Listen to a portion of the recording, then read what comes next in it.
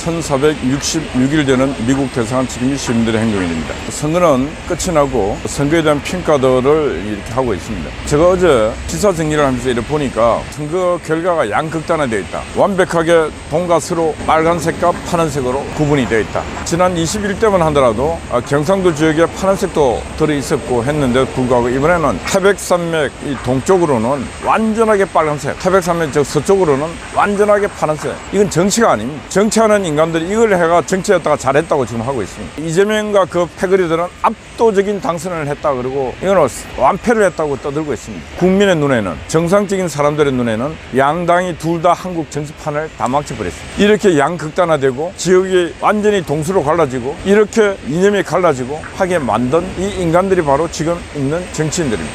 조국이는 어제 대검찰청 앞에 가서 당선된 국회의원들과 같이 김건희를 반드시 소환해서 조사해라. 그렇지 않으면 개헌과 동시에 특검을 하겠다. 진짜 연병질을 하고 있습니다. 연병질. 징역 2년씩 실형을 받고 감옥을 가야 할 자들이 언론에 나와서 큰 소리 치고 있는 이 나라가 정상입니까? 조국이가 정상입니까? 황운하가 정상입니까? 정상이 아닌 자들이 정상인 것처럼 계속 언론을 떠드니까 국민들도 헷갈리고 있습니다. 김준혁이가 당선이 되었습니다. 김준혁이가 제가 볼 때 성도착증 환자 같아요. 모든 게 끌어넣는 게 다 성 얘기입니다. 근데 그게 팩트가 옳은가? 이대생들이 낭낭클럽에서 성상납했다. 그러니까 고원강순이라고 저 여자 운동권 있습니다. 윤명이하고 같이. 윤명이가 누굽니까? 윤명이는 위안부 할머니들, 그 아픈 할머니들 이용해서 돈 빨아먹고 그 다음에 국회의원 배지 달고 천하의 사기꾼 중에 사기꾼.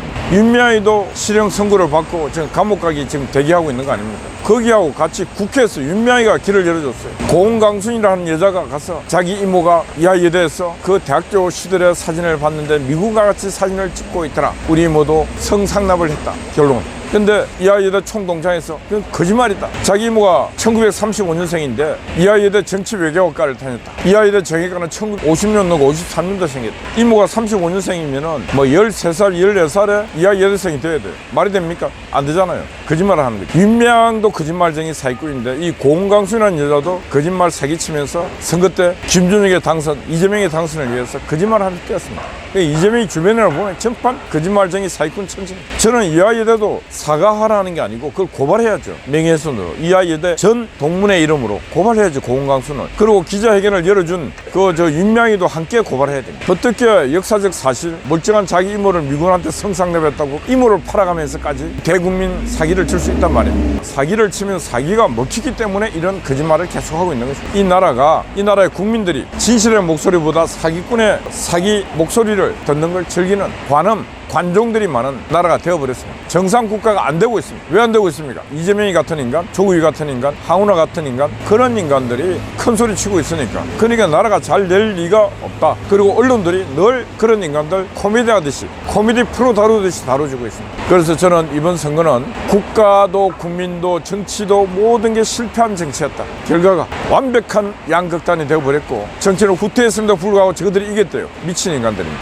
훗날 정치 사가들이 22대 정치 선거를 쓸 때 그래도 발전해 가다가 22대 선거는 완전히 양극단화되면서 지역으로 완전히 동수로 분리되는 참담한 선거 결과를 맞게 되었고 이 결과 이런 사태가 일어났다. 이런 역사를 쓸 것 같습니다. 윤석열의 지금 용사는 수석들과 비서실장 그리고 총리까지 다 사의를 표했다. 사표를 다 내야 됩니다. 왜 그러냐? 너무나 현실 감각이 없고 너무나 정무 감각이 없고 그래서 어떻게 해야 되는가? 윤석열 대통령께서는 이제 공무원들 뽑으면 안 됩니다. 가급적이면 교수들도 뽑으면 안 됩니다. 그럼 누굴 뽑아야 되는가? 참 답답합니다. 이 사람이 정 뽑아야 되면은 그래도 정무 감각이 있는 사람, 정 뽑을 사람에서 눈을 크게 들고 하면은 들판에 사람들이 많이 있습니다. 나라를 위해서 대한민국을 외치고 대한민국 사랑을 외쳤던 수없이 많은 사람들이 있습니다. 가슴 뜨겁게 이 나라를 사랑할 수 있는 사람들이 많이 있습니다. 그런 사람 찾아서 적재적소에 앉히면은 괜찮습니다. 민주당이 반대하고 하더라도 그때 대통령 당당히 말해야 됩니다. 아니 민주당 안에는 징역형 2년, 3년 뭐 이렇게 선고받은 사람들이 국민을 대표하겠다고 나가 있는데 왜 이런 사람들은 안 되냐고 논리를 한번 말해보라고 얘기를 해봐야 돼요.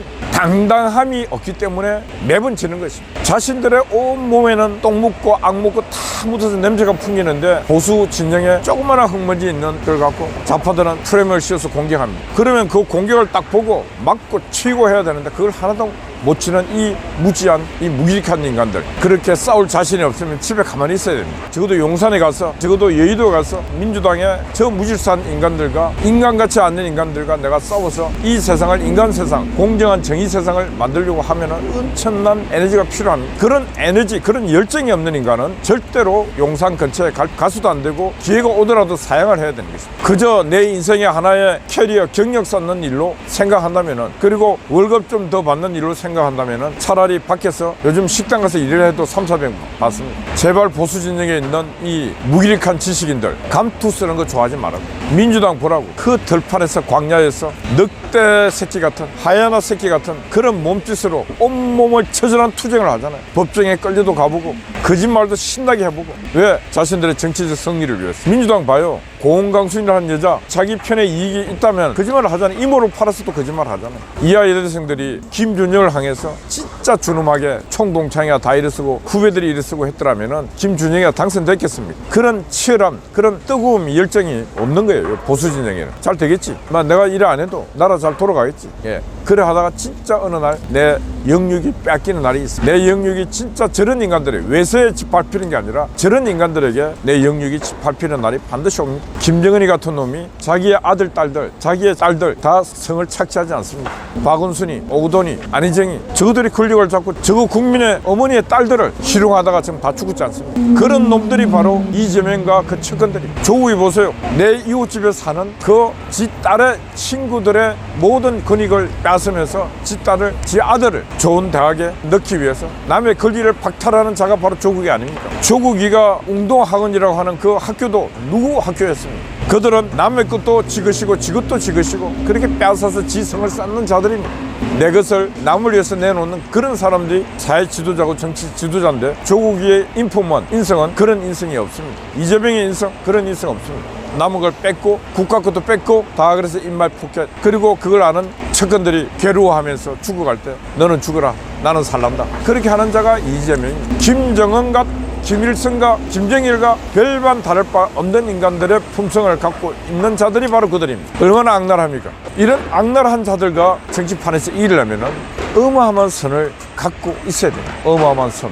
인간이 타락해서 무너지는 것은 쉽게 무너집니다. 그러나 인간이 천국을 향해서 가기 위해서 그 좁은 길을 가는 것은 험난하고 고된 길입니다. 선을 지키기 위해서는 그 험난하고 고된 길을 가지 않으면 그 선을 지킬 수가 없는 것입니다. 잘 되겠지? 절대로 잘 안 됩니다. 험난하고 고되고 절제할 수 있는 게 남보다 수백 번 그들보다 더 절제할 때 나의 선이 완성이 되는 것입니다. 근데 완성된 그 선으로 그 악을 징벌하는 것이지, 내가 그런 피땀 흘린 선의 결정체가 없이 악과 싸우면 판판이 무너집니다. 이재명, 조국 같은 인간, 국민들, 왜 그럴까? 왜 국민들이 오늘 조선일보랑 그걸 사설 쓰라는 거 보니까 국민들이 이상하다. 국민들이 이상한 게 아니고 적어도 상대편, 이 악마 같은 자들과 대적하려고 하는 이 상대편이 그런 절제된 삶, 그런 선을 위한 그 피와 땀과 눈물, 그런 걸 흘린 자가 누가 있습니까? 악을 징벌하기 위해서 그 선을 피와 땀과 눈물을 흘린 자가 저 지금 107명 중에 누가 있습니까? 없잖아요. 하늘은 바로 그런 정의로운 나라, 공정한 나라, 선한 나라를 만들기 위해서 피와 땀과 눈물, 자기의 육신을 불태웠던 그런 한 사람을 기대하는 것이고, 우리가 성경의 소돔과 고모라의 의인 10명이라는 것도 바로 그런 10명을 말하는 것입니다. 국민의힘당에는 그런 의인이 단 한 명도 없었고, 민주당에는 그런 악인들이 우글우글 버글버글 했다는 거죠. 악과 선의 싸움에서 이번에 악이 완벽하게 이긴 것입니다. 그럼에도 불구하고 이 땅은 그래도 완벽한 기회를 또 한 번 줬습니다. 동쪽에 빨간 색칠한 그 영토는 지리적으로도 영토적으로도 더 넓어요. 인구도 더 많아요. 그런 분들이 국민의힘에게 다시 한번 기회를 주고 있는 것입니다. 국민의힘도 진짜 각성을 해서 제가 아침에 말한 선을 위해서, 공정과 정의를 위해서 얼마나 내가 피와 땀과 눈물을 흘리면서 그런 하나의 정의의 결정체, 선의 결정체를 만들어낼 수 있는, 만드는 그런 사람이 되어야 되겠다는 그런 각오들을 해야 된다. 지금 저 경상도 쪽에 나가 있는 오선 의원들, 이런 사람들은 이미 태계입니다. 태계. 아무 의욕도 없습니다. 그냥 뺏지다고 폼만 다른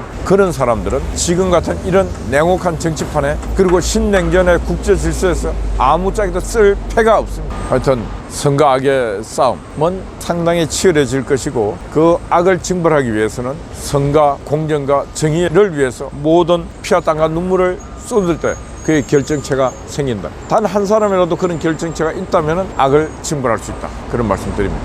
뜨거웠던 한 주가 다 지나갔습니다. 여러분들 파이팅 하시고, 파이팅입니다. 감사합니다.